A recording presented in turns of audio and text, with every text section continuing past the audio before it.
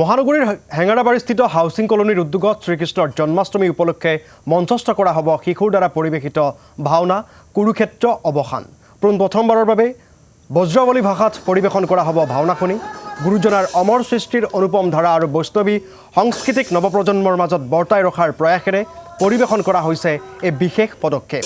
ইয়াৰ প্ৰাক মুহূৰ্তত হাউচিং কলনীৰ কণ কণ শিশুসকল এতিয়া ব্যস্ত হৈ পৰিছে আখৰাত। প্ৰশিক্ষক অতুল ভূঞা আৰু পাৰ্থজ্যোতি শইকীয়াৰ তত্বাৱধানত 5 ছেপ্টেম্বৰ তাৰিখে মঞ্চস্থ কৰা হ'ব ভাওনাখনি। ইয়াৰ প্ৰাক মুহূৰ্তত সকলো ৰাজ্যৰ সহায় সহযোগিতা বিচাৰিলে হাউচিং কলনীৰ ভাওনা পৰিচালনা সমিতিয়ে।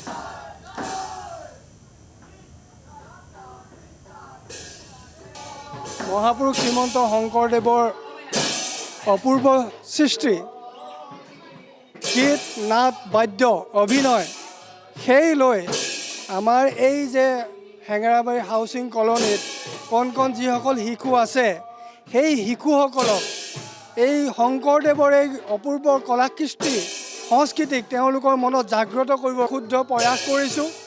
এই প্ৰয়াসে তেওঁলোকৰ শিশুসকলৰ ভৱিষ্যত জীৱন যাতে আগবাঢ়ি যাব পাৰে, এই কঠীয়াস্থলী হিচাপে আমি সামান্য এখন ভেটিহে উপস্থাপন কৰিছোঁ। সৰু সৰু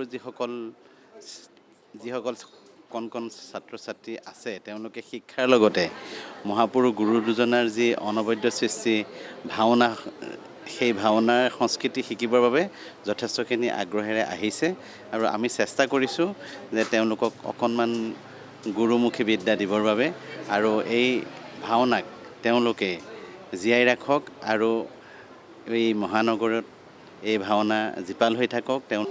শংকৰদেৱৰ যিটো আপুৰুগীয়া সৃষ্টি বনাই থৈ গৈছে, আমি সাদৰেৰে গ্ৰহণ কৰি যে আমাৰ কণ কণ ল'ৰা ছোৱালীসকলক আমি এটা শিক্ষা দিব লাগে আৰু তেওঁৰ কলা কৃষ্টিটো আমি বজাই ৰাখিব লাগে। আমাৰ ল'ৰা ছোৱালীবিলাকে এই প্ৰথম ভাওনাখন কৰিছে, তাতে ভুল হ'ব, ভুল হওক, আপত্তি নাই। তেওঁলোকক উৎসাহ দিয়াটোৱে আমাৰ কাম।